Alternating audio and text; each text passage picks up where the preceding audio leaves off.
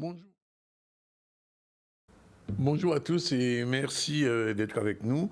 Dans un instant, nous allons recevoir Victoria Kérul et Émile Lapully. Émile Lapully, elle est maquilleuse, c'est elle qui a gagné la bataille des saveurs. Et Victoria Kérul, c'est elle qui a réalisé la série de films, la série autour de cette bataille des saveurs. On va en parler. On va recevoir ensuite Christophe Bapom, agro-transformateur dans la chronique Fouillapin, l'instant Fouillapin qu'on retrouve tous les mercredis, tous les 15 jours. Stéphane Choureau, chargé de développement et de communication de l'ASFO, sera aussi avec nous. On va recevoir Frédéric Landou, présidente de l'association Focus. Et on va terminer avec José Turlepin, notre chroniqueuse du mercredi, mais cette fois-ci, elle vient parler de l'Académie du Caca de manifestation. Et Mounette Alidor, la présidente de l'association Africa Femmes Performantes, qui fait une manifestation cette semaine. Voilà un petit peu le sommaire en ce qui concerne l'actualité. Tout à l'heure, on parlera des journées engagées pour promouvoir l'égalité de genre dans l'emploi, puisque quelquefois on a l'impression que les hommes sont favorisés par rapport aux femmes et ça cause quelques problèmes. Ça aussi, on va aborder cette question avec Solène Faible. Pose la première pierre du Gazon Sporting Club. Maxime Morel était sur place, vous le voyez, avec une série de personnalités de la région pointoise. Ensuite, il y aura un point de presse sur la situation de la campagne sucrière avec Charlie Dagonia. Est-ce qu'enfin la récolte va pouvoir démarrer? S'il n'y a pas des 120 euros, ça sont gros questions. Ensuite, on ira à Trois-Rivières. À Trois-Rivières, pourquoi il y a des associations qui sont en lutte contre les addictions dans cette commune? Et on en avait déjà parlé. On va y revenir dans un instant. Eric Alifer, il est à Paris et il va faire réagir par rapport à un projet de loi sur le chlordécone. On va voir sur l'adoption à l'Assemblée de sa proposition à reconnaître la responsabilité de l'État français à indemniser les victimes. Vous savez qu'il y a une petite polémique là-dessus avec le maire de Pointe-à-Pitre. On y reviendra la semaine prochaine. Mais pour l'instant, c'est Eric Alifer qui parlera. Et aujourd'hui, on fera un focus tout à l'heure sur Sylviane Telchid. Si vous ne savez pas qui est Sylviane Telchid, c'est que ce n'est pas Jean-Paul Créole. Bien, voilà, merci d'être avec nous. Et nos invités vont défiler les uns après les autres. Victoria dans un instant avec Émilie Lapully. Mais pour l'instant, on revient à l'actualité. L'actualité, c'est d'abord se focus sur Sylviane Telchid aujourd'hui. Pourquoi? Vous allez le comprendre tout de suite, parce que Sylviane Telchid, c'est une autrice, une écrivaine guadeloupéenne qui a s'est beaucoup engagée pour défendre la langue en nous, créole, et elle était née en septembre 1941.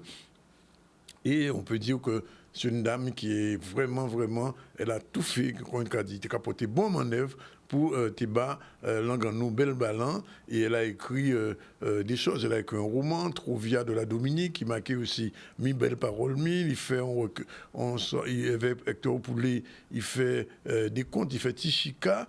Et Sylviane Telchid aussi, faut dire, peut-être que monde pas savent ça, mais c'est elle qui a participé au dictionnaire créole rédigé avec Hector Poulet, premier dictionnaire créole guadeloupéen qui fait, c'est avec Hector Poulet qui a marqué ça. Sylviane aussi, ils font paquet de traductions, ils ont basculé en langue en nous, il fait ça pour la Bible, il fait ça pour des pièces théâtre aussi. Et c'est un monde qui portait vraiment l'anglais au plus haut niveau. Et d'ailleurs, c'est pour ça qu'en commune Capester, nouveau collège, il fait là, il y a nom Sylviane. Et pourquoi on parle des jeux de là? Mais c'est parce que c'est le 5 mars, c'est-à-dire 2023, l'année passée, à peu près période là, ça, il était déjà 90 l'année, qu'il peut être vieille, qu'il parti monter en fil à haut. Et c'est encore quoi que son monde, il faut nous songer, parce qu'il portait l'anglais à plus haut niveau qu'il fait, lié avec Hector Poulet, avant ça, déjà, Papa Yaya, nous a parlé de lui, mais Sylviane, dans les femmes, c'est une des femmes qui travaillent au maximum KITP à s'y développer langue guadeloupéen. Donc, on force bail et glorier, ça t'est mérité. On revient à l'actualité. L'actualité, c'est les journées engagées pour promouvoir l'égalité des gens, parce que je le disais tout à l'heure, dans certaines situations, on a souvent le sentiment que les femmes sont minorées par rapport aux hommes à niveau égal, diplôme égal, et parfois c'est l'homme-là qui a gagné plus l'argent que c'est madame-là. Et ça, il faut arrêter avec ça. Reportage Solène Ferve. Nous sommes ici aujourd'hui pour animer une session lab qui se déroule dans le cadre des journées engagées, donc dans la semaine des droits de la femme, donc du 4 mars au 8 mars, organisée par France Travail, Guadeloupe et Île du Nord. Alors la commande aujourd'hui qui a été faite au lab, c'est de travailler donc avec plusieurs actrices plutôt, ce sont des femmes du territoire, pour faire avancer plusieurs thématiques de travail qui concernent l'accompagnement des femmes et quelles sont les pistes donc, de travail pour pouvoir accompagner d'une manière efficiente les femmes aujourd'hui en Guadeloupe. L'idée, c'est de pouvoir utiliser tout ce que nous vivons et tout ce que nous sommes pour pouvoir travailler et voir quels sont les points qui ont qui n'ont pas été efficients et efficaces pour permettre une fluidité, pour retrouver une vie professionnelle épanouie. C'est vraiment cet objectif-là. Donc beaucoup de personnes qui sont ici ont des expériences personnelles au dehors de leur casquette professionnelle, des expériences professionnelles pour pouvoir dire il s'est passé ça, voici ce qu'on aimerait qu'ils soient améliorés. Qu'est-ce qu'on va être demain? Qu'est-ce qu'on va pouvoir faire demain? Comment impulser le changement? Pour pouvoir impulser ce changement, il faut justement être toutes ensemble, et je dirais tous, en tout cas ceux qui nous acceptent avec eux, et être tous ensemble pour faire émerger des solutions. Cette semaine, j'ai vu pléthore d'activités, de manifestations dans toutes sortes de domaines autour de la femme, avec des personnalités, pas que du monde public, des personnes lambda, et j'aime cette énergie-là, mais je l'observe là. Jusqu'à présent, j'avais l'impression que c'était une date. Et on se dit, on fête. C'était l'impression que j'avais. La femme, en fait, c'est la magie. Une magie, en fait, qui va vraiment planter plusieurs petites graines et qui va faire en sorte d'élever.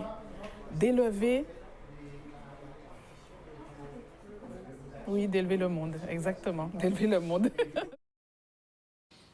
Voilà. C'est un vœu qu'on espère que ce ne sera pas un vœu pieux et que les femmes, effectivement, portent une contribution. D'ailleurs, il y a une petite phrase, je crois que c'est de Mao Tse-tung qui disait « Les femmes sont la moitié du ciel ».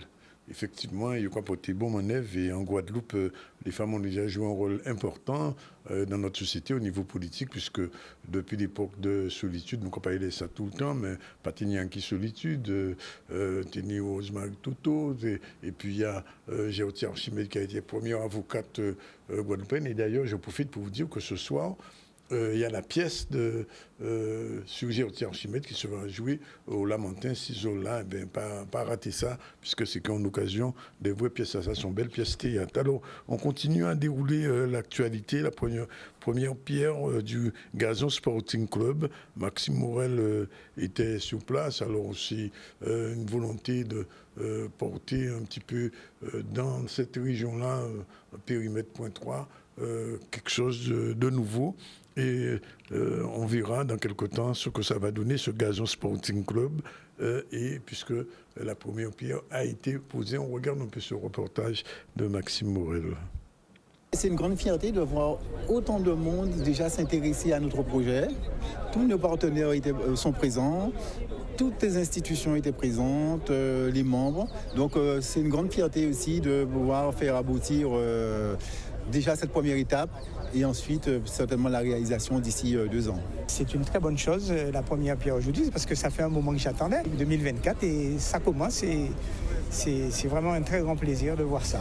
Énormément d'émotions. J'avais déjà pleuré quand on a changé d'éclairage. On est passé d'un éclairage ancien à un éclairage écologique et innovant. Et j'avais ma petite larme à l'œil. Et aujourd'hui, c'est pareil, ça me fait beaucoup d'émotions. Ça fait 14 ans que je suis arrivée ici en Guadeloupe. Je me suis vraiment pris d'affection pour ce club. Et puis, je suis passionnée. Je pense que de toute manière, il faut être passionné pour faire ça. Je passe ma vie au club.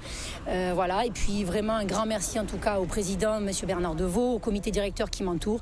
Et surtout, parce que sinon, j'y arriverai pas. C'est grâce à cette équipe de jeunes que j'ai derrière moi. Et j'espère laisser un héritage avec eux. On voit bien qu'aujourd'hui, le tennis seul ne nourrit pas son homme. On voit bien que les clubs sont quasiment tous en perte de vitesse et la société a évolué. On voit bien que les enfants aussi ne souhaitent pas seulement toucher au tennis, mais souhaitent un peu toucher un peu toutes les activités. Il faut les intéresser, il faut les retenir. Donc c'est pour ça qu'on a pris le parti d'être un club omnisport. Je trouve que c'est une très bonne décision puisque c'est un club quand même qui est aujourd'hui un club privé, l'un des rares clubs privés aujourd'hui. Et on montre notre volonté de partenariat avec la mairie, avec les institutions locales. Et puis je trouve qu'il se modernise et il sera l'un des plus beaux clubs de Guadeloupe. On aurait pu rester tennis club, mais le tennis aujourd'hui pour moi, il a vocation d'aller vers le futur, de s'ouvrir. Et nous, ce qu'on voulait, c'est pouvoir accueillir tous les publics et pouvoir faire du judo, de l'escrime, du surf, du paddle, du tennis. Et ce club omnisport, on est soutenu par la Fédération française de tennis toujours, mais on est aussi soutenu par la Fédération française des clubs omnisport à Paris, qui nous fait confiance. Et aujourd'hui, il faut qu'on aille sur le sport en entreprise, il faut qu'on aille sur tous les dispositifs. Et cette structure qui se veut innovante, elle va être ouverte aussi 7 jours sur 7, de 6h30 à 22h. Ça va créer de l'emploi, c'est important. Et on se situe surtout à 100 mètres des écoles. Et c'est important. Pardon, excusez-moi.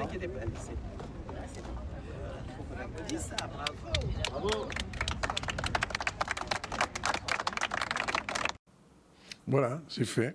Il va falloir attendre la suite et puis ce club de tennis qui va être ouvert, on espère première pierre, disons, donc on l'année pour voir. Alors, on va revenir un petit peu sur la situation de la campagne sucrière, puisque, vous le savez, entre les agriculteurs et les syndicats et aussi l'usinier, les choses ne sont pas au beau fixe. Depuis déjà quelques semaines, on voit des manifestations, des cris de douleur aussi, puisque les planteurs espèrent avoir un prix de tonne de la canne de 120 € qui pour eux serait le meilleur prix, parce que ce que l'on propose est insuffisant. Et sur cet accord, il traîne toujours. On a vu une tentative d'intervention de la région, du préfet, etc. etc. Il y a eu un point de presse ce matin. Charlie Dagounia était sur place, on regarde un peu. Et lorsqu'on propose 120 €, ça permet à tous les planteurs, quelle que soit la richesse et quel que soit le rendement, de pouvoir s'en sortir. Combien de planteurs qui dépassent 10 de richesse en Guadeloupe? Ça aussi, il faut que garder le don. Combien de planteurs qui dépassent 11 de richesse en Guadeloupe? Ça aussi, il faut garder le don. Par contre, combien de planteurs qui sont à moins de 7 de richesse, sur les 1500 ou 2000 planteurs, il y a plus de 3/4 des planteurs ne sont à moins que ça. Notre zone à basse-terre, elle est suffisamment impactée par ce problème de richesse. Et je dis simplement aux décideurs que sans la basse-terre, cette usine-là ne fonctionnera pas parce qu'il faut du tonnage. Nous sommes en capacité, comme la Grande Terre aussi, de produire en tonnage parce que de plus en plus, je prends le sud de Grande Terre, qui l'année dernière a produit beaucoup plus de canne que nous. Ça veut dire qu'ils sont en train de faire un bon travail. Malheureusement pour nous qui avons de très mauvaises richesses, nos planteurs ne peuvent même pas payer leur dette au niveau de la SICA et ne peuvent pas non plus s'occuper convenablement de leurs exploitations. Donc c'est important, ces 120 € là pendant 3 ans, de manière à remettre à plat, remettre de nouvelles formes économiques au niveau de la filière en place, au niveau de la diversification de la filière canne, même des sous-produits de la filière canne, et permettre aux planteurs d'être moins dépendants de l'usine. Et c'est ce qui dérange, hein. C'est le système qu'on veut mettre en place qui va déranger Gardel. Gardel s'était engagé à broyer 615 000 tonnes de canne par an. Elle n'est pas fichue de broyer 500 000 tonnes de canne. L'année dernière, nous avons eu pour 464 000 tonnes de canne. 200 hectares de canne sont restés debout sur la basse terre. Ce n'est pas la récolte qui va disparaître. C'est pas le fait d'avoir gain de cause. Il faut comprendre, on ne peut plus continuer dans l'état actuel. On ne peut plus mettre des dettes sur des dettes. Ça, c'est pas possible. Donc, vaut mieux ne pas faire de récolte et ne pas avoir à payer de nouvelles dettes que de faire une récolte et de se trouver encore plus endetté. C'est ça qui est important aujourd'hui. Et nous, dernière chose, nous ne sommes pas dans une optique de casser, de briser, nous sommes dans une optique de construction. Voilà, il est 12h46, je vous l'ai dit on va parler de la bataille des saveurs. La bataille des saveurs, c'est une série qu'on a vue sur les réseaux, particulièrement sur YouTube. Et il s'agissait de mettre en compétition des personnes, des influenceuses, des gens qui n'ont pas l'habitude de la cuisine, sur la direction d'un cuisinier très connu. Et donc, la finale a eu lieu il y a quelques semaines de cela. Et aujourd'hui, on va recevoir deux personnes. Victoria Kérul, qui est la réalisatrice de la web-série, et Émilie Lapully. Bonjour. Bonjour, monsieur Zandonis. Merci d'être avec nous. Alors, a priori, vous n'êtes pas cuisinière? Je ne suis pas cuisinière, mais j'aime la cuisine. J'aime la cuisine. Alors, racontez-nous un peu comment ça s'est passé. Qu'est-ce que vous aviez préparé ce jour-là et qui vous a permis de gagner? Alors, le plat qui m'a permis de gagner, c'était le poulet c'était un porc exotique que j'ai fait. Du porc exotique. Oui, alors du porc, pardon. Et le nom de l'assiette, c'était porc exotique. Alors, comment vous avez composé ça? C'est le cuisinier qui vous a donné l'idée ou bien vous êtes venu avec votre idée? Alors, il y avait des professionnels sur place. Donc, ils nous donnaient une ligne directrice avec les ingrédients, l'ordre de cuisson. Ils passaient, ils nous conseillaient. Ils étaient vraiment à nos côtés et après, on a mis à notre sauce. Oui. Mais alors, c'est vous-même qui avez créé la recette ou bien c'est une recette qui existait déjà? Non, c'est une recette qui existait déjà. Donc, c'est-à-dire qu'on avait une petite feuille. Oui. C'est une recette qui existait déjà. Et on a donné à notre plat un nom. Oui. Ah, c'est vous qui avez donné le nom? Oui. Ah, d'accord. Alors, et donc, j'imagine, vous étiez combien au total? On était, on dira, alors il y avait 3 binômes, 4 binômes. Il y avait 4 binômes. 4 binômes? 4 binômes. Alors, c'était qui était avec vous dans votre binôme? J'étais avec Laurie Maillard. Laurie Maillard. Oui. Et donc, et vous avez pris combien de temps pour préparer ce plat? Alors, on dira qu'on a pris à peu près 45 minutes. 45 minutes. 45 minutes. Oui. Et c'est sur quoi on était jugé pour pouvoir remporter la bataille des saveurs? Sur le temps, ou bien sur la préparation, mais sur le goût? On était jugé sur tout. Donc, on était jugé sur le temps, le goût, la propreté, et quoi d'autre? Et la présentation. La présentation également. Oui. Et donc, oui, je vois le cuisinier qui vous a aidé, qui est un spécialiste aussi. Et donc, par rapport à ce que vous avez fait, parce que vous êtes maquilleuse au départ. Oui, je suis maquilleuse. Vous avez maquillé le porc? On va dire que côté esthétique, j'ai mis en valeur mon plat. Ah bon? Qu'est-ce que vous avez mis comme ça pour le Alors, c'est vrai qu'on avait des petites fleurs. On pouvait décorer un peu notre plat. Oui. On pouvait aussi décorer avec la sauce. Oui. Donc, du coup, j'ai donné un peu de couleur. Oui. Et ça veut dire que c'est un plat que vous allez faire désormais chez vous? Oui, c'est un plat que je vais faire chez moi. Ah, vous allez faire ça. Oui. Parce qu'après, on a pu goûter à la fin le plat de chaque personne. Oui. Et c'était vraiment bon. Oui. Et qu'est-ce qui vous a donné envie de participer à cette bataille des saveurs? Alors, ce qui m'a donné envie de participer à Bataille des saveurs, c'est le fait que j'ai une communauté sur les réseaux sociaux. Oui. Et c'est vrai que je partage... Vous êtes influenceuse aussi? Oui, on va dire ça comme ça. Je suis influenceuse, oui. D'accord. Et c'est vrai que les personnes ont l'habitude de me voir sur le terrain, maquillée. Oui. Mais ils ne m'ont jamais vu cuisiner. Oui. Ils ne m'ont jamais vu en binôme. En tout cas, ils ne m'ont jamais vu dans un autre élément que le maquillage. Oui. Et vous avez eu envie de faire ça. Mais alors, ça veut dire qu'un jour, vous avez changé de métier? Pourquoi pas? Devenir cuisinière? C'est ça, pourquoi pas? C'est vrai que ça me passionne, la cuisine me passionne. Ah, ça vous passionne? Oui. Quel est votre plat préféré? Mon plat préféré, j'en ai tellement. Allez, dites quand même, oui. Allez, on va dire le basique. Colombo de Cavrier riz blanc. Ah, colombo de Cavrier riz blanc? Oui. Là, c'est un de mes plats préférés. Et le deuxième, c'est quoi? Mon deuxième plat, c'est le bébélé. Le bébélé? Vous savez faire le bébélé? Je ne vais pas m'avancer, mais en tout cas, je regarde ma maman faire, je regarde ma mamie faire. Parce que le bébélé, c'est un plat quand même traditionnel des Marguerite nantais. Oui. Oui. J'aime beaucoup. Vous aimez beaucoup? Et vous arrivez à en faire? J'ai jamais réellement fait. Oui. Mais c'est un plat que j'aime beaucoup. Et donc, quand vous avez décidé de choisir le plat qui vous a permis de gagner je peux faire du Colombo, comme elle n'a pas pris du Colombo de Cabot. Non, c'est-à-dire qu'il y avait une liste avec Il y avait une liste. un ordre, voilà. Oui. Donc on ne pouvait pas partir sur du Colombo ou quelque chose comme ça. Oui. On avait tous les mêmes ingrédients, les mêmes produits. Oui. Voilà. Et Donc on avait un petit panier. Oui. Il y avait dedans des épices. Des épices, il y avait des cives. Oui. Je crois que notre amie Victoria est arrivée. C'est ça. Et elle va entrer. Mais alors, deux petits mots quand même sur votre métier premier, le maquillage.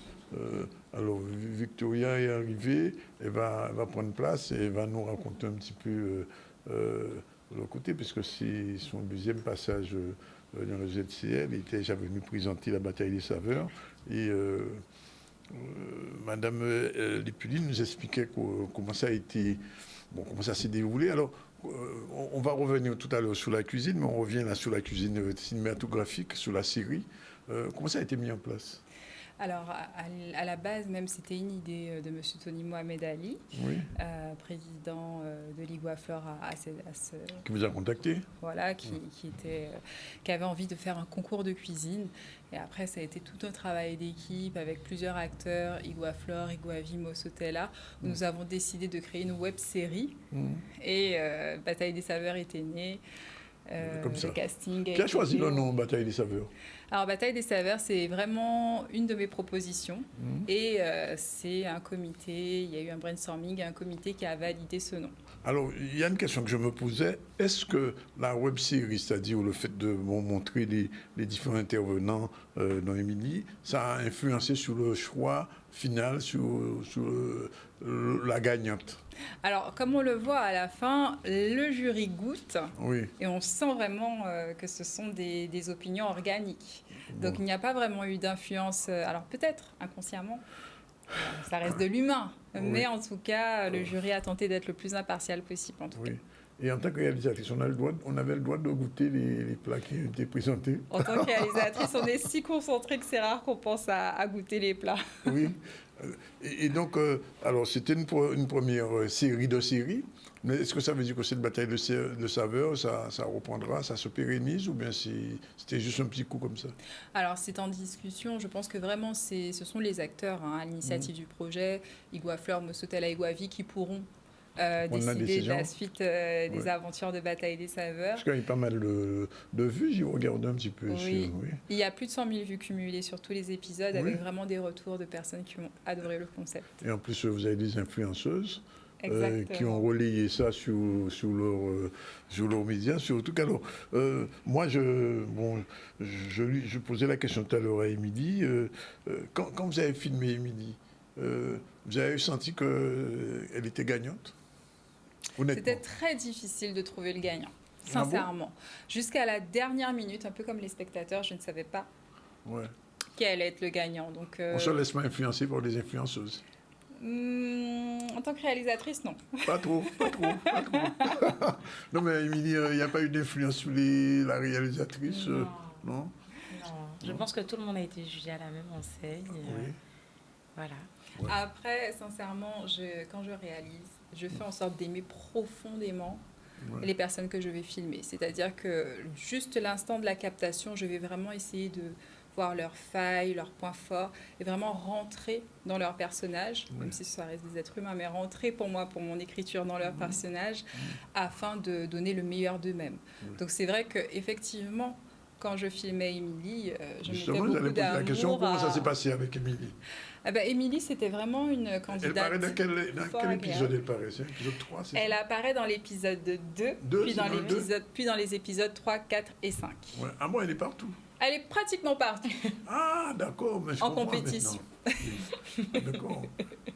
Et donc, parce qu'elle me disait qu'il a fallu 45 minutes pour pouvoir au moins créer son plat, c'est ça? À peu près, oui. À peu près? Pour tout le monde. Et combien de minutes de tournage pour Émilie, par exemple? Alors, dans des conditions de tournage, parfois pour un plat, il peut y avoir une seule et même... Pour plusieurs plats, il peut y avoir une seule et même journée de tournage. Oui. Donc, ça restait des conditions réelles, donc 1 heure de tournage, mais on tournait parfois plusieurs émissions à la suite.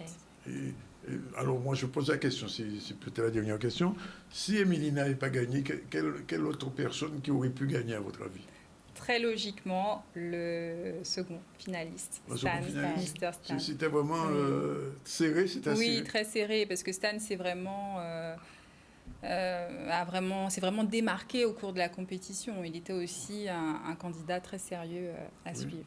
Et la réalisatrice était dans le jury? Non, je n'étais pas dans le jury. Ah, elle n'était pas dans le jury. Je n'avais pas mon mot à dire sur les notes. Il n'y a rien à dire là-dessus. Bon. Rien à dire. Bon, tu sais, bouge cousu. En tout cas, félicitations quand même. Merci. Pour ça. Parce qu'elle me disait tout à l'heure qu'elle a réussi à maquiller le plat. Oui. Pour la présentation. Le côté esthétique, Ouais. et c'est important qu'on est maquilleuse, C'est important. effectivement. Elle jouait beaucoup avec les couleurs. Ouais. Elle mettait justement ses points forts dans son assiette avec une belle association des couleurs, une belle esthétique des assiettes. D'accord. Mm. Bon, ben, félicitations, je le dis pour vous deux. Merci. Et j'espère. Mais alors, qu'est-ce qui va se passer? La série va être rediffusée ou bien elle est définitivement sur YouTube? Qu'est-ce qui va se passer? Alors, dans tous les cas, elle reste sur YouTube et les épisodes peuvent être vus sur YouTube. Nous pouvons suivre les influenceurs ainsi que Bataille des Saveurs sur les autres réseaux sociaux, Instagram, Facebook. Et pour la suite, c'est naturellement... Émilie, c'est quoi l'Instagram? Mon Instagram, c'est Émilie Lapully. Ah non, c'est le même nom? Oui, Ça j'ai le change même nom. pas? Non, ça ne change pas. D'accord. Bon, ben, merci d'être venu en tout cas. Merci à vous. J'avais dit à Victoria que quand il était venu présenter les batailles des saveurs, je lui ai dit qu'il fallait venir avec la gagnante. Ouais. C'était pas évident parce que Oui, c'est vous êtes vrai. très demandé visiblement. C'est vrai que nos emplois du temps n'étaient pas toujours disponibles. Voilà, ouais. Ouais. Mais je suis là aujourd'hui. Merci. Non, mais c'est ça. Justement, on a attendu le moment idéal que vous soyez toutes les deux là. Et je dis à Victoria, il y a déjà des projets dans l'air. Ah oui, il y en a beaucoup dans l'air. Beaucoup dans l'air. Donc, on aura l'occasion de se revoir, je suis sûr. Oui, N'est-ce en pas? ce sens, oui. Voilà, il est 10h58, c'est la fin de cette première partie du ZCL. On remercie ces deux jeunes femmes et puis on passe tout à l'heure à la suite Christophe Bapom et Stéphane Choureau et Frédéric Landreau qui seront avec nous tout de suite. Voilà, nous sommes revenus sur le plateau du ZCL News. Il est déjà 13h06 minutes. On va recevoir successivement le représentant de l'ASFO, M. Stéphane Choureau. Bonjour. Bonjour Danick, ça va? Ça va, ça peut aller. On va recevoir aussi Cindy Bapom et Christophe Bapom. Bonjour. Bonjour. Pour l'instant, Friapin. Et on va enfin recevoir Frédéric Landreau, la présidente de l'association Focus Plus. Bonjour. Monsieur. Merci d'être là. Alors, on commence par l'ASFO, puisque nous sommes dans une période particulière. Il va y avoir une journée porte ouverte. C'est ça. Alors, pourquoi une journée porte ouverte? Alors l'ASFO a décidé de mettre en place une journée porte ouverte le 16 mars, justement pour permettre aux jeunes qui sont en plein Parcoursup de mieux connaître nos formations et de découvrir un peu ce qu'on propose en termes de formation. Donc c'est pas que pour les jeunes, c'est aussi pour les parents, c'est aussi pour les enseignants, c'est aussi pour tous ceux qui souhaitent découvrir un peu ce que fait l'ASFO. Donc, Alors, voilà. quelles sont les filières particulièrement? Alors à l'ASFO, il y a plusieurs filières. Donc on va du BTS au Bac+5 en passant par la licence. Et donc on va pouvoir découvrir des formations, que ce soit dans la vente, la comptabilité, les ressources humaines, le commerce. Donc de la comptabilité, du numérique, du commerce, des ressources humaines, du management, etc. Donc on va vraiment développer sur ce type de formation. Après, une des spécificités quand même qu'on a, c'est qu'un étudiant qui commence par exemple sur un BTS peut ensuite dans la même voie continuer sur une licence et ensuite sur plus. Par exemple, sur les ressources humaines, on a le BTS support à l'action managériale.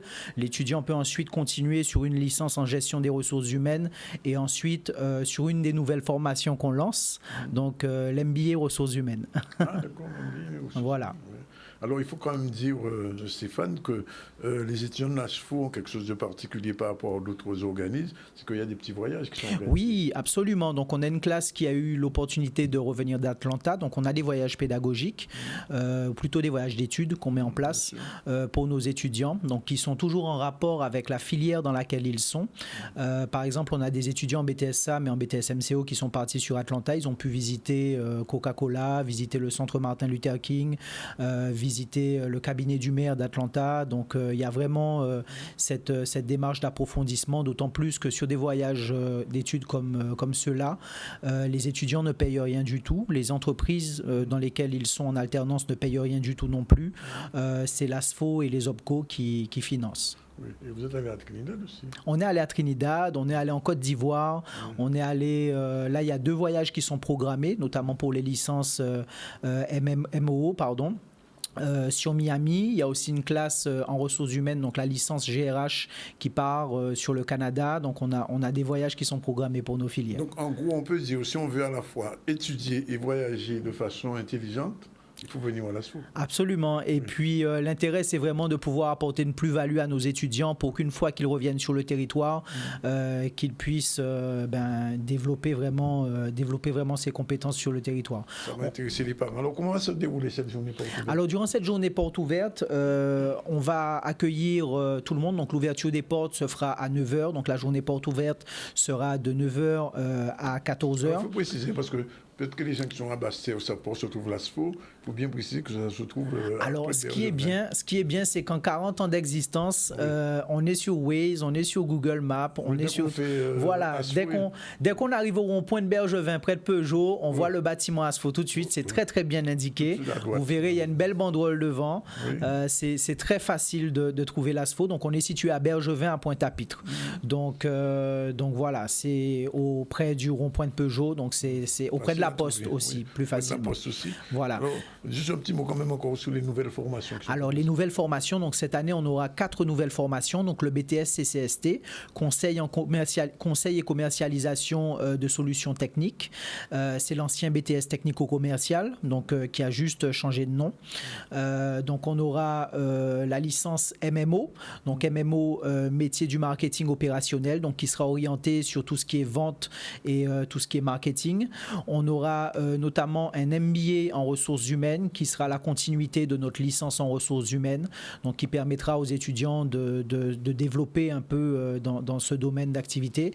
Et on aura un DCG, donc le diplôme comptabilité gestion, pour tous ceux qui souhaitent aussi encore développer leurs compétences en matière de comptabilité et de gestion. Alors, une dernière chose, Stéphane.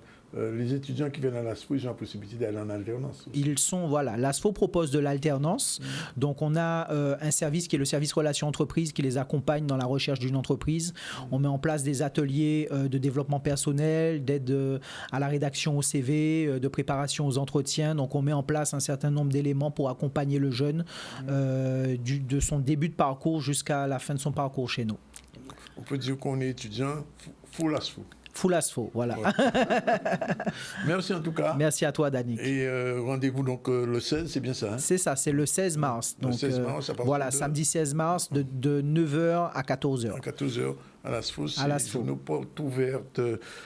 Alors, on va parler maintenant de le fruit à pain, puisque depuis l'année dernière, avec l'association de Lamentin, qu'on connaît déjà, on les salue. On parle régulièrement de fruits à pain. Aujourd'hui, c'est avec monsieur et madame Bapom. Alors, qu'est-ce que vous avez de nouveau à nous dire sur la transformation du fruit à pain? Qui commence, monsieur ou madame? Bon, je vais commencer. Oui. De nouveau, je ne sais pas ce qui est d'ancien, mais ce qu'on veut dire de façon actuelle, c'est que, en fait, la santé, ça commence par les aliments. Et les aliments ici pullulent en Guadeloupe, notamment la saison des fruits à pain. Il y en a à revendre, il y en a une quantité. On m'a dit qu'il n'y a pas assez. Il n'y a pas assez? Oui. Non, mais ça, c'est pour le moment, il y a de quoi faire en tout cas. Oui. Si on commence déjà à récolter ce qu'il y a, ce serait déjà bien. C'est quoi la saison de fruits à pain? C'est quelle période exactement? Bon, il faut compter 2 grosses saisons de fruits à pain, on va dire à peu près je dirais septembre, octobre, novembre, par là. On est quoi? On est en février, mars? Oui. Après, ça dépend des régions. On est en fin de saison là ou bien Non, là, on n'est pas dans la saison de fruits à pain. Ça va recommencer a priori vers le mois de mai. 2 grosses saisons. Maintenant, on peut toujours trouver des fruits à pain. Pour ceux qui sont dans le domaine, qui cherchent, tout ça, on trouve toujours des fruits à pain. Il y a des arbres qui portent de façon sporadique chez les uns et les autres, quoi. Parce que la nouvelle voie dit qu'il faut développer la culture fruit à pain. Mais forcément. La FAO, une succursale de l'ONU, parle de le fruit à pain comme symbole contre la lutte contre la faim dans le monde. Oui. Donc c'est sans gluten, donc ça répond à des besoins sanitaires d'urgence, puisque beaucoup de gens ne le savent même pas, ils sont intolérants au gluten. Et c'est normal d'être intolérant au gluten parce que c'est Mme Bapom qui me dira mieux que moi, concernant le gluten. D'ailleurs, je peux te laisser la... Oui, bien sûr. C'est vrai que c'est un problème, un vrai problème de société. On voit de plus en plus se développer des produits sans gluten. Partout dans nos affiches, on voit des affiches disant 100% sans gluten, etc. Et nous, en Guadeloupe, on a vraiment tout ce qu'il faut à ce niveau-là. Et le fruit à pain, c'est ce symbole-là, du pain pour demain. Et donc, du coup, sans gluten, sans additifs, sans rien, ça pousse tout seul, ça pousse rapidement. Et c'est vraiment une vraie réponse à cette question de problème de santé, premièrement. Et ensuite, j'ai envie de dire de famine, de nourriture, parce que c'est vraiment notre pain. Il y a une question qui se pose quand même. Bon, alors, il y a le fruit à pain à l'état brut, et de plus en plus, il y a j'ai envie de dire, des sous-produits du fruit à pain. Ouais. Mais est-ce qu'il y a suffisamment de transformation de fruit à pain en farine? Suffisamment, non. C'est pas évident, il faut de la machinerie. Moi, je suis dans le domaine depuis 2007, j'ai commencé à chercher à faire de la farine de fruits à pain. Oui. Et pour répondre à des grandes quantités, il faut du matériel. Le nerf de la guerre, donc il faut des sous, il faut des finances, il faut du matériel. Nous, on est une association, donc on est aussi, on est toujours réceptif aux dons, mais il n'y a jamais assez de demandes. Moi, hier, il y a 2 jours, quelqu'un m'a demandé, c'était une 50aine de kilos de fruits à pain. Il faut pouvoir répondre. Et surtout, il y a la population qui, de plus en plus, recherche de la farine de fruits à pain. Alors, nous, c'est vrai qu'on produit, mais aussi on fait des ateliers, ce qui est très important. Déjà, commencer dans les écoles pour sensibiliser les enfants à leur terroir, parce qu'ils ne connaissent pas. Nous, qu'à acheter, manger, alors que fruits à pain qu'à gaspiller en pied en nous. C'est vraiment... Certains qui a gaspillé, quoi, là. Si, on y puis fruits à pain. Hein? Combien, vous savez, je dis souvent aux enfants, à peu près combien de fruits à pain portent une saison? Une saison, il y a 2 saisons. Une centaine à 150. 150. Un seul arbre. Un seul arbre. Oui. D'accord? Pour le plus gros. Il peut y en avoir les 50 au bas mot pour les plus rares. Mais un fruit à pain de 1 kg, c'est à peu près 300 grammes de farine. Donc pour un fruit à pain, c'est 300 grammes de farine. Pour 1 kilo. Pour un fruit à pain de 1 kg. Oui. À Bembao, il y a des gros fruits à pain, ça fait 2 kilos, on est déjà à 600 grammes. Ouais. Mais là, on est déjà pour un arbre qui a porté une fois 100 fruits à pain à 30 kilos de farine de fruits à pain. Voilà. Donc, pour aller faire même de la farine de fruits à pain, il faut se lever tôt. Hein. Donc, fruits à pain, qu'à gaspiller. Et donc, Nouvelle Voie, quand ils disent de produire, c'est important parce qu'on parle de famine. Hein. Oui. Je pense qu'on est tous au courant. Il y a des famines qui sont organisées, il y a des famines qui se préparent. Nous, on est une île, on reste une île, donc il faut nous porter manœuvre. Ça, c'est important, c'est vraiment important. Alors, traditionnellement, on connaissait le fruit à pain comme on le mangeait traditionnellement, mais maintenant, depuis Nouvelle Voie, depuis plusieurs années maintenant, il y a beaucoup d'autres choses qui sont produites, qui sont faites à partir du fruit à pain. Ah oui, on fabrique toutes nos pâtisseries maintenant, nos bokits, nos gâteaux, notre pain, la crème, nous, c'est vraiment notre spécialité, la crêpe de fruits à pain. La crème de fruits à pain? Oui, avec du fruit à pain mûr, même sans farine. Donc, avec le fruit à pain. Jus de fruits à pain. Jus de fruits à pain, de feuilles de fruits à pain. Mais comment on fait le jus de fruits à pain? Avec la feuille de fruits à pain, tout simplement. L'eau. Simplement. Oui. Et un sucrant. Et voilà, et un sucrant si besoin pour avoir le petit côté un peu doux. Mais il est possible de faire plein de choses avec le fruit à pain, vraiment. Et nous, pour revenir aux ateliers, on apprend aussi aux gens à faire leur propre farine de fruits à pain. Alors comment ça s'organise les ateliers? C'est à la demande? À la demande, les écoles qui sont intéressées, parce que c'est un aspect pédagogique. C'est dommage, envoyer en son, un audio, c'est plus pédagogique avec les sons, je ne sais pas si vous pourrez le passer. Oui. Et sinon aussi, des associations, des personnes lambda qui veulent apprendre à faire la farine de fruits à pain, ils nous appellent. Et nous, on organise ça très très souvent, très régulièrement. On revient de la Martinique aussi. On va l'écouter. Voilà. Et on organise ça pour que chacun puisse, ceux qui ont des arbres après chez eux, fassent leur farine, quoi. Et leur crêpe de fruits, et etc. Un peu plus fort, qu'est-ce qu'on n'entendait pas? Le son? C'est bien parti. Fruits à pain, fruits à pain, fruits à pain, fruits à pain, fruits à point, fruits à point, oh fruits ou pain, fruits ou pain, fruits à pain, fruits à pain, pas laisser pédailler, pas laisser pédailler, nous qui fait plein bitin, nous qui fait plein bitin, pas laisser pédailler, pas laisser pédailler, c'est travail pour des mains, c'est travail. Fruits à pain, c'est ça? Ah, fruits à pain. Alors, aux jeunes Guadeloupéens qui vous écoutent, parce que on le sait, pendant longtemps, le fruit à pain était un peu méprisé, était un peu mis à l'écart. Qu'est-ce qu'on peut dire aux gens, aux jeunes, ou même aux moins jeunes, qui ne mangent plus de fruit à pain? C'était, comme disait souvent, le fruit à pain, c'est peut-être un cochon, etc. Qu'est-ce qu'on peut leur dire aujourd'hui? En question, cochon, il a mangé mieux que nous. Moi, pas laisser cochon manger mieux que moi. D'accord? Cochon, il y taille. D'ailleurs, il est là pour ça, à nettoyer tous les déchets. Moi, les fruits à pain, ah non, après laisser bas cochon là. Mais il y a du travail. Je veux dire aux jeunes, il y a du travail. On nous fait croire souvent qu'il n'y a pas de travail en Guadeloupe. C'est faux. S'il y a bien un endroit où il y a du travail, c'est dans les îles. Caraïbes, Guadeloupe. Au niveau de la grande transformation. Au niveau de la grande transformation, il y a c'est un marché énorme. Marché énorme. Oui. Vous savez, on parle du fruit à pain. Bon, là, c'est l'instance du fruit à pain. Et mango là, et coco là, et malaka. Enfin, il y a des choses à faire. Oui. Et ça, c'est notre nourriture. Parce que on peut parler matin, midi et soir. Si on n'est pas en santé, la santé, c'est ce qu'il y a de plus cher. Oui. Donc, et ça se construit. C'est à nous de construire notre santé. Je vous pose une question. Dans une semaine, combien de fois vous mangez du fruit à pain? À part du fruit à pain. Hein? Non, pas dire, c'est un nom, mais dans une semaine, combien de fois vous mangez? Non, bon, je mange. Ça dépend de la saison. Quand c'est la saison, c'est vrai qu'on articule, on fait des frites de fruits à pain. Crêpes ce matin, on a mangé des crêpes de fruits à pain. Vous avez fait le chaud d'eau de fruits à pain? Oui, chaud d'eau de fruits à pain. On a déjà goûté le chaud d'eau de fruits à pain. Oui. Monette et... Oui, effectivement. Très bon. Excellent. Ah oui, avec du fruit à pain mûr, c'est vraiment excellent. Bon. Mais on le transforme plus qu'on le mange. Hein. On ne peut pas manger un qui ça non plus. Oui. Non, on n'a pas dit qu'il faut le manger un qui ça. Nous, on est de butin dans le pays là. Ouais. Bon, en tout cas, nous quoi dit ça souvent. Pour Nouvelle Voie, c'était un bon chemin pour le fruit à pain et que Guadeloupéens commencent à prendre conscience de ça, parce que au marché, il commence à venir cher, le fruit à pain. Là. Oui, ça, c'est pas... Ouais. Mais c'est normal. Ok, en tout cas, merci d'être venu. Merci à vous. Mon dernier focus là, c'est Madame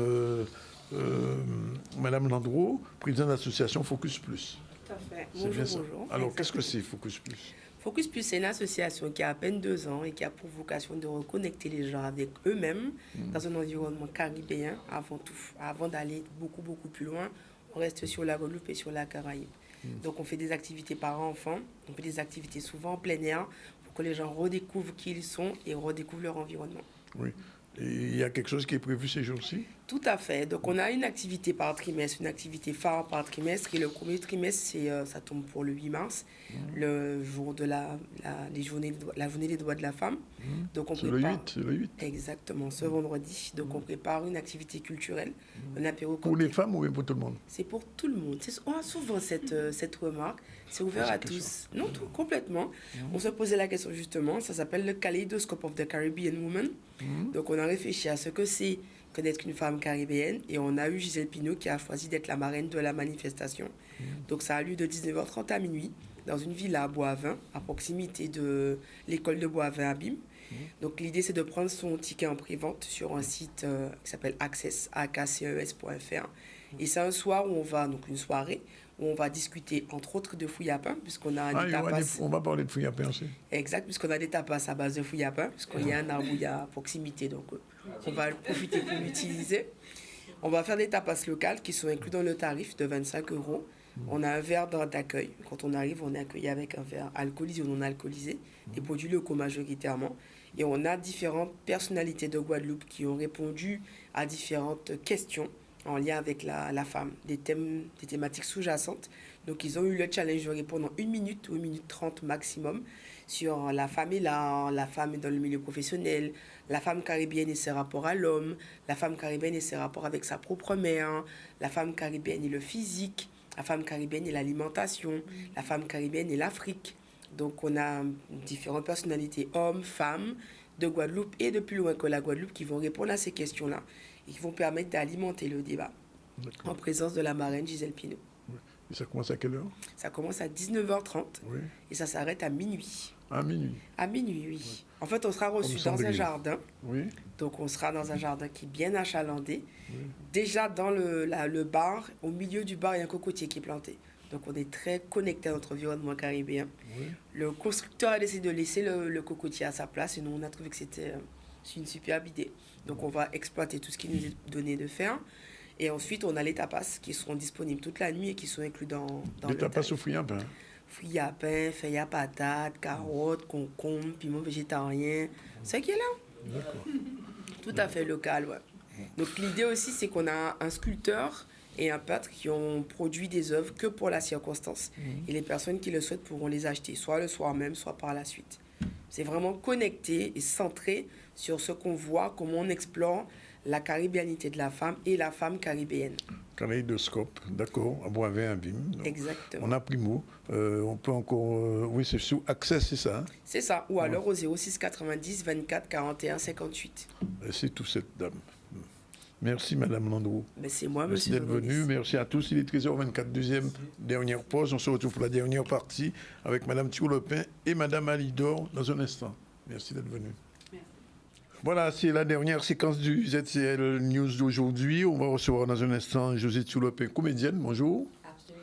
Et Madame Monette Alidor, je vais dire tout son nom, Juliana Monterrag Alidor, écrivain, président de l'association Africa Femmes Performantes de Guadeloupe. Bonjour, monsieur Zandronis. Oui. J'ai dit bonjour, monsieur Zandronis. Oui, mais bonjour. Non, mais je disais, parce que l'autre jour, je dis, ouais, on ne dit pas Juliana. Mais bien sûr, tu as dit Juliana. Non, j'ai dit Juliana. Voilà, maintenant tu l'as bien dit. Africa Femmes Performantes de Guadeloupe, il y a une grosse manifestation, le 6e congrès des femmes entrepreneurs. Oui. Avant, on fait un petit tour d'actualité. L'association à Trois-Rivières, on se bat, il y a des associations qui se battent contre des addictions, parce que de plus en plus, vous savez ça, il y a des jeunes qui fument, etc., qui boivent beaucoup. C'est pas particulier à Trois-Rivières, mais à Trois-Rivières, il y a une asso qui s'est mise en branle pour ça. On regarde ce reportage de Olivier Félix. C'est parti. Nous, collectivité de Trois-Rivières, nous sommes sur le territoire et nous avons été élus pour nous mettre au service de la population. Quand nous savons que nous avons une bonne frange de la population qui est jeune et quand nous connaissons tous les dangers, l'oisiveté, bien forcément, l'appel à projet de l'ARS nous a interpellés et par le biais du CECAS, certaines associations ont répondu à l'appel à projet qui portait donc sur la pratique sportive des jeunes et pour le développement donc de notre jeunesse tout simplement. Il était question de sensibiliser les acteurs associatifs sur la question de l'addictologie et pourquoi pas par la pratique sportive. Le sport, nous le savons, est vecteur de valeurs, est vecteur d'insertion sociale, d'insertion professionnelle. Et donc, nous avons collaboré avec ces associations. Toutes les associations qui répondaient à ces critères, donc accueillir des licenciés mineurs et qui ont surtout ce sens de l'engagement à prendre part à ce projet d'addiction, se sont rapprochés du Centre communal d'action sociale de la ville de Trois-Rivières. Et aujourd'hui, nous signons ces conventions. Au-delà de la signature de ces conventions, c'est surtout un engagement fort pour nous permettre de continuer à accompagner nos jeunes, puisque les encadrants, les dirigeants des clubs seront sensibilisés à repérer les conduites addictives, à avoir les réponses appropriées, à avoir le positionnement pour nous permettre de parler de ces questions avec ces jeunes. L'association est très impliquée dans l'émergence de notre jeunesse à Trois-Rivières, mais pas seulement, puisque nous accueillons des jeunes de toute la Guadeloupe au sein de l'association. C'est la concrétisation du travail qui est mis en place au sein de l'association depuis maintenant presque 10 ans. Nous, on est dans un milieu sportif, donc nous pensons plus à cette addiction. On essaie le plus possible de repousser et de donner donc de bonnes bases à nos jeunes et surtout aux petites qui arrivent pour devenir des sportifs. C'est vrai qu'il y a l'alcool, c'est vrai qu'il y a le tabac, mais nous en parlons, mais un peu moins. Nous parlons aussi beaucoup de l'addiction du téléphone. Donc, lorsqu'on va en compétition, nous avons un groupe avec les parents et la première chose que nous mettons sur ce groupe, téléphone interdit. Donc déjà, on essaie de véhiculer ce message pour éviter que les enfants, nous sommes en compétition, vous devez applaudir, vous devez soutenir vos camarades qui sont sur le praticable. Donc il faut les regarder, il faut voir ce qu'elles font et non être dans le téléphone en train de jouer. Donc c'est pour cette raison que nous essayons aussi de faire baisser cette addiction. Alors au début, c'est les addictions, c'est bon, on connaît. Les partenariats qu'on a avec l'ensemble des institutions qui nous ont été proposées par la mairie le font de façon ludique, interactive et intéresse particulièrement nos jeunes adolescents. Voilà, et c'est pas une addiction, mais ça a été un poison qui a touché nos populations depuis plus de dizaines d'années. Il y a eu donc l'autre jour un projet de loi qui est passé à l'Assemblée nationale française contre le chlordécone et la reconnaissance de l'État. Éric Alifert était sur place, il tient à s'exprimer sur cette question parce qu'il y a une petite polémique, on écoute. Et disons, c'est une très bonne nouvelle pour les populations de Martinique et de Guadeloupe, particulièrement les travailleurs du secteur agricole et l'ensemble de la population, car comme vous le savez, c'est bien l'ensemble de la population qui est contaminée et nous ne sommes pas les seuls à le dire, c'est Santé publique France qui le dit, 92-95% des Martiniquais, des Guadeloupéens portent, disons, cette molécule dans leur sang. Donc il fallait qu'on réagisse et on le fait après, disons, un travail mené par d'autres députés avant nous. Bien sûr, on peut compter parmi ceux-là le député Beaujean, Madame Vainqueur, le député Lurel et aussi Serge Nchimi qui avait conduit la commission d'enquête qui avait été demandée par le groupe socialiste. Et comme vous le constatez, c'est encore le groupe socialiste qui a eu cette initiative dans cette niche parlementaire de mercredi ou de jeudi dernier. Beaucoup de députés ont voté cette proposition. Eh bien voilà, on peut se concentrer sur le vote et regarder uniquement le vote. Mais il faut savoir que ce fut un travail que nous avons mené avec nos collaborateurs, avec l'administratrice aussi qui a fourni un travail, impressionnant. Mais aussi, il a fallu discuter avec le gouvernement, avec Madame la ministre et avec les autres parlementaires des autres groupes pour arracher, disons, ce vote-là. Un vote où il y a eu des abstentions et des votes pour.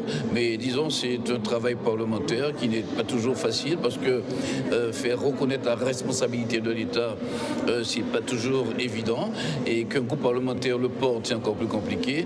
Qu'un groupe parlementaire de l'opposition l'emmène, c'est encore plus compliqué. Mais je crois que encore une fois, nous avons eu à sensibiliser l'ensemble des parlementaires, qu'ils soient de droite ou de gauche, sur la nécessité qu'il y avait de donner un signe aux populations de la Guadeloupe et de la Martinique, et surtout de comprendre que pour nous, il ne s'agit pas de chercher la responsabilité telle ou telle, ni de la droite ni de la gauche, mais savoir quand même à un certain moment, et plusieurs fois quand même, des gouvernements ont autorisé un produit qu'ils savaient nocif, parce que les Américains l'avaient étiqueté en tant que tel depuis tantôt, avaient sonné l'alerte, et finalement, sur nos territoires, on avait continué à vendre, à autoriser ces produits-là, ce chlordécone sur les marchés, disons au mépris des commissions qui devaient donner leur aval, leur validation. Voilà, on va parler théâtre maintenant, puisque José est avec nous, elle est comédienne. C'est pas Manger pour jeu de là, c'est la comédienne. Et il y a une pièce qu'on va encore revoir. Oui, absolument. Samedi 9 mars au Palais de la Culture, Félix Proto aux Abîmes. Et les experts Pointe-à-Pitre reviennent pour la deuxième fois. Oui. Alors c'est quoi cette histoire, les experts? Experts de quoi? Experts, alors, des experts... On va tout dire, mais enfin... Voilà, des experts, alors c'est la pièce, en fait, la narration de la pièce va nous emmener à travers les méandres d'une enquête policière. Oui. Donc, les experts d'une enquête policière, il y a une enquête et il y a des experts. Donc, c'est, en gros, c'est l'enquête se passe sur une ancienne habitation. Et toute la pièce de théâtre va se dérouler sur cette habitation au travers d'une enquête policière. C'est une comédie, c'est une pièce où on va rire, on va réfléchir, mais c'est surtout une pièce où on va rire, une comédie. Donc, quel est ton rôle dans la pièce? Alors, justement, j'y venais. Six comédiens en scène. Donc, une pièce écrite par Arthur Apatou et Rénal Sarr. 6 comédiens en pièce, 6 personnages truculents, hauts en couleur, pimentés. Et 2 experts. Donc, Rénal Sarr est un expert avec des méthodes particulières. Un patron du chantier, donc c'est lui qui est maître d'œuvre du chantier, et sa femme. sa femme, qui est elle aussi, ma foi, patronne par alliance, un chef de travaux. Et moi, j'ai le rôle de la religieuse, celle à qui appartient cette habitation, et une habitation qu'elle tient à réhabiliter, parce qu'elle est en ruine, à réhabiliter. Et c'est pour ça que sur ce chantier, c'est un chantier où on va trouver un chef de travaux, un patron et des experts, parce que une enquête doit se mener sur ce chantier. Donc ce chantier qui devient en fait une scène d'expertise. Alors pourquoi on dit après New York, Las Vegas et Miami? Alors vous connaissez le film, il y a les experts Las Vegas, les experts New York. Alors après New York, Las Vegas et Miami, on a les experts Pointe-à-Pitre qui ont des méthodes, ma foi, très spéciales que même les experts de Miami leur environt très certainement. Donc je dis, venez ce samedi 9 à 20h au Palais de la Culture Félix Proto, un voyage, un moment de détente, une scène où vous allez vous installer, on va vous masser, on va vous faire rire, on va activer les zygomatiques et en tout cas, venez soutenir les comédiens, même s'ils sont amateurs, venez soutenir la création. Parce que pour qu'il y ait création, il faut qu'on ait envie de montrer. Et pour avoir envie de montrer, il faut qu'il y ait du public. Donc nous sommes l'un et l'autre liés. En tout cas, venez soutenir la création et les comédiens amateurs. Voilà, merci José, qu'on viendra Alors, vous voir. juste une information importante. Les tickets sont encore en vente sur All-Mall, à une station totale de la Jaille. Et puis, portez-moi en ces tickets-là, qui a fini vite. À l'école de Danse de la Montagne, nous n'avons plus de tickets, donc ce n'est pas la peine de venir. Et puis, Birthday avec Cabaret de Salle. En tout cas, si ils n'ont pas là samedi, moun qui fait gérer les autres. Par contre, c'est les autres pourris. Par contre, il y a les autres pour dormir. À samedi.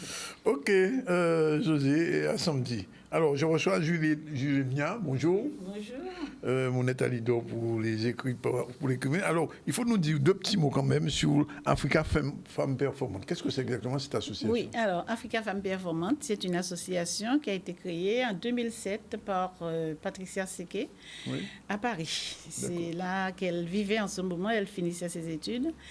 Et donc, chaque année de la journée de la femme, elle organise un grand congrès autour de cette association. Et cette association a été mise en place par elle pour aider les femmes africaines à aller vers le commerce américain.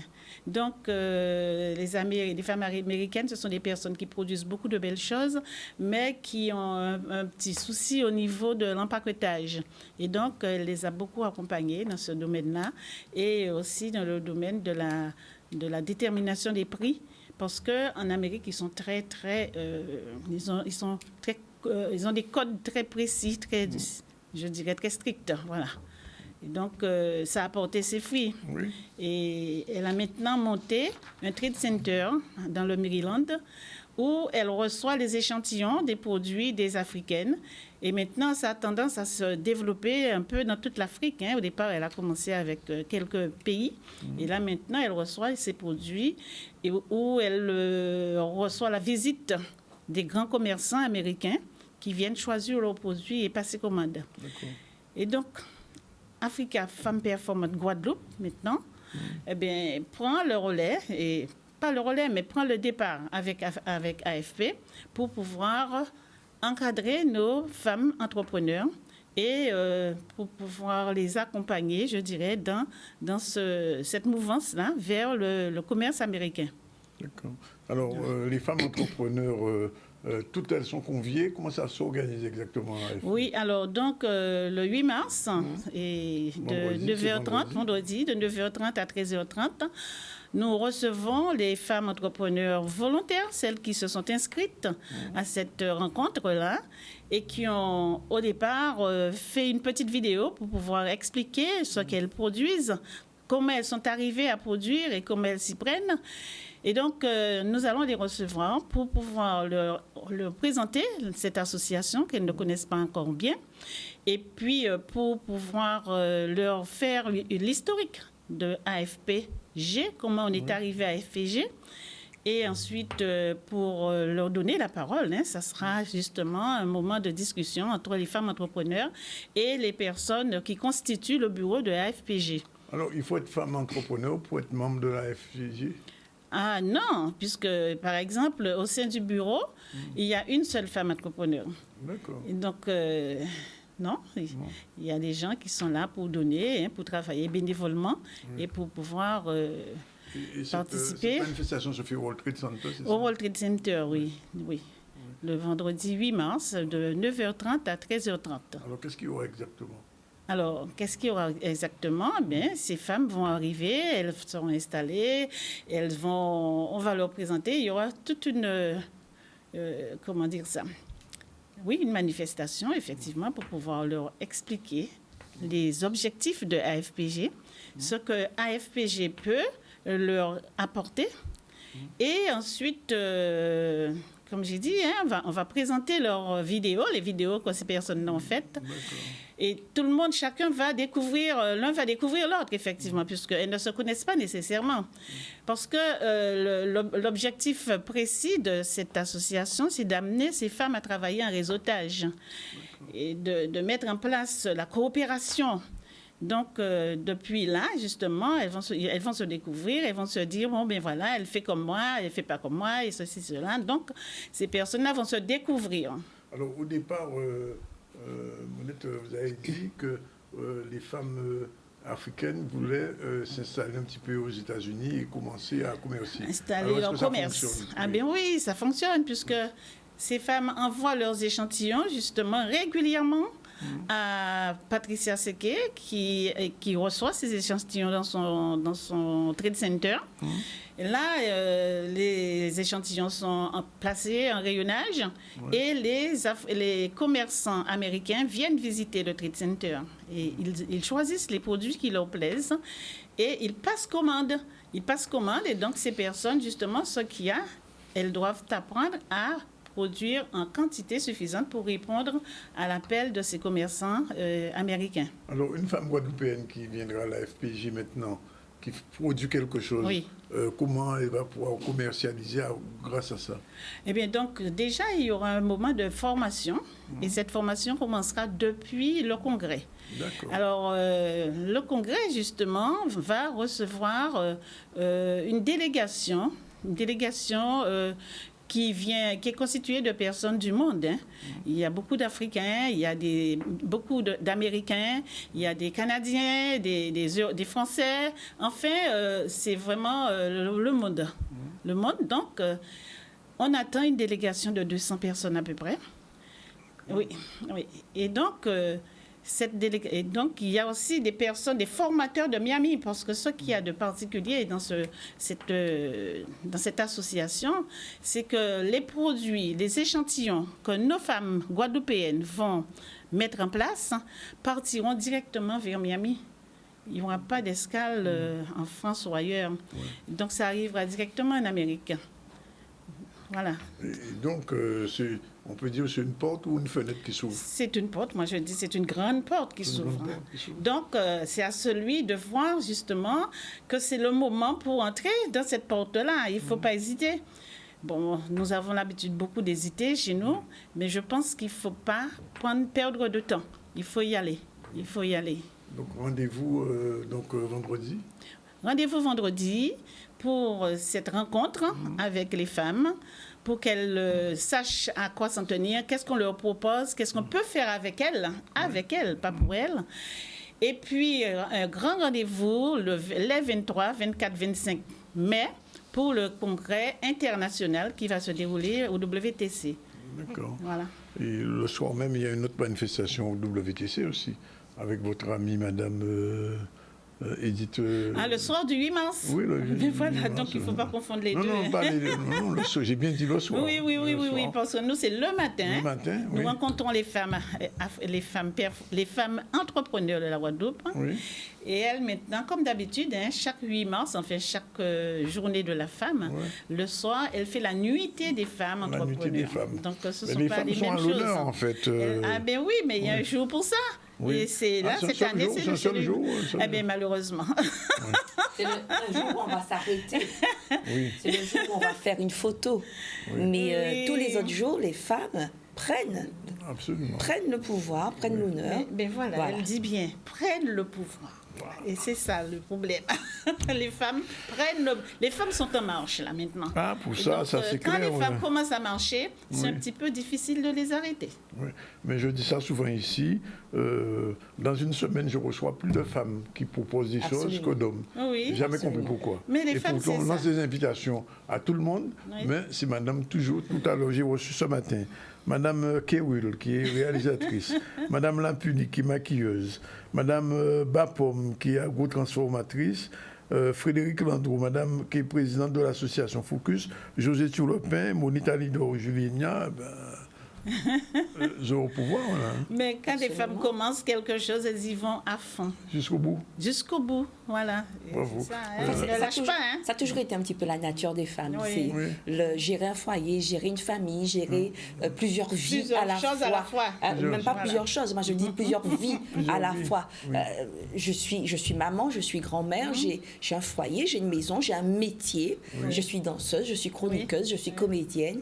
Et toutes ces vies, il faut les gérer et les réussir. Oui, c'est le propre de la femme. Pour les hommes, c'est pas donné aux hommes. Apparemment. Un dernier mot quand même, Monette, le prochain roman, c'est pour quand? Alors, le prochain roman, c'est pour bientôt. Là, je vais l'envoyer. Je suis en train de terminer la correction. Tu vois, voilà, je fais plein de choses à la fois. Comment il s'appelle ce prochain roman? Un titre quand même, le titre? Le titre, c'est « Et la lumière jaillit ». D'accord. Bon. Et donc, je l'envoie là maintenant en maison d'édition. Oui. Donc, d'ici avant la rentrée, on l'aura? Oui, je pense que c'est un roman qui sera prêt pour le congrès. Pour le congrès? Le congrès, c'est quand? Le mois de mai. Le mois de mai? Ah, d'accord. Tu es aussi dans la FGP? Non, mais elle a entendu. Encore, je viens d'entendre. Les femmes font plein de choses à la fois. Je suis attentive. Bon, voilà. Bien, c'était le dernier mot, le proverbe du jour, et on va terminer là-dessus. Petit H. Alors, petit H, Kafan, gros pied bois. Vous savez ça? Petit H, Kafan, gros pied bois. J'ai toujours entendu. Il ne faut pas se fier aux apparences. Absolument. Petit H, Kafan, bien pour moi. La preuve, gagne madame. Oui, bien sûr. Madame peut voir tout petit, bien. Et quand même, voilà. C'est le dernier mot d'aujourd'hui pour ce ZCL. Je rappelle que je le disais tout à l'heure qu'on a reçu ce matin, ce midi, Victoria Kewil, réalisatrice de la série La Bataille des Saveurs. Elle nous a expliqué comment ça s'est passé. On a reçu Émile Lampuli, qui est la gagnante, et aussi qui est une maquilleuse, une influenceuse. Après, Christophe Bapom et Madame Bapom sont venus ensemble pour parler de l'instant fruit à pain et de tout ce qu'on peut faire avec le fruit à pain. Et je rappelle que justement, Frédéric Landreau, qui était notre invité aussi, nous a dit qu'il y aura des tapas de fruits à pain pour l'association Focus qui fait une manifestation ce week-end. José nous a parlé des experts qui seront au théâtre à l'espace culturel de Félix Poto, samedi 9. Et bien sûr, avec Monette Lidor, président de l'association Africa Femmes Performantes, avant le congrès, première manifestation qui aura lieu ce journée du 8 mars au World Trade Center. Et on a reçu aussi un homme, un seul homme. Alors, 1, 2, 3, 4, 5, 7 madames, un homme. Ah bon? Stéphane Choureau, chargé de développement de communication pour la journée porte ouverte qui se fera à l'ASFO cette semaine. Voilà un petit peu ce qui a fait. Ce problème. Hein? Oui. Alors, pour l'actualité, on est quand même, on a vu tenez, les journées engagées pour promouvoir l'égalité du genre entre les hommes et les femmes, bien sûr. La pose de la première pierre du gazon Sporting Club gazon de tennis qui se met en place. Il y a eu un point de presse sur la situation de la campagne sucrière. Les choses ne sont pas encore tout à fait réglées parce qu'ils réclament 120 € fixes pour la tonne de canne. C'est pas encore gagné, mais enfin, il n'y a pas à laguer, comme on dit. On a fait un focus sur la lutte contre les addictions. Un appel au projet qui a été lancé à la commune de Trois-Rivières et on a vu des associations qui vont se battre contre ces addictions. Si les jeunes, au moins 2 associations ont répondu à cet appel au projet. Et puis nous sommes allés faire un petit tour à Paris avec Élie Califère, après l'adoption à l'Assemblée nationale française de la responsabilité de l'État à indemniser. On espère que ça va se concrétiser, les victimes du chlordécone. Et puis on a fait un petit focus aujourd'hui sur Sylviane Telcide. Sylviane Telcide, justement, qui est disparue l'année dernière. C'était le 5 mars 2013, l'année dernière. 2023. Oui, déjà une année. Et c'était vraiment une personne engagée dans la défense de la langue du créole. Il a écrit un paquet de livres, dictionnaires, pièces théâtre, même la Bible qu'elle a traduit en créole. Et c'est une personne qu'on ne peut pas oublier. Et l'école, le nouveau établissement qui a été créé à Cap-Esther, mais ça porte son nom. Et il faut vraiment glorifier Sylviane Telcide, que je connaissais d'ailleurs, puisque j'ai eu l'occasion de travailler avec elle à Cap-Esther. Voilà, c'est fini pour aujourd'hui. Merci, mesdames. Merci. Demain, c'est mi-carême, la moitié à carême, là. Et après, il paraît qu'il ne faut pas manger viande en période de carême, c'est vrai ça? Mais on ne va manger viande ni en période de carême, ni en période de non-carême. On va manger. Donc, pas manger viande encore. Donc, le problème ne se pose pas pour moi. D'accord, ok. Non, ou pas qu'à faire un bitin qu'elle a aimé. Donc, c'est en privation. Si madame n'a pas aimé manger viande, qu'elle n'a pas mangé viande, il n'a pas de frais, on le fait de privation. Oui, non, il n'a pas privé, puisqu'il a déjà privé lui-même.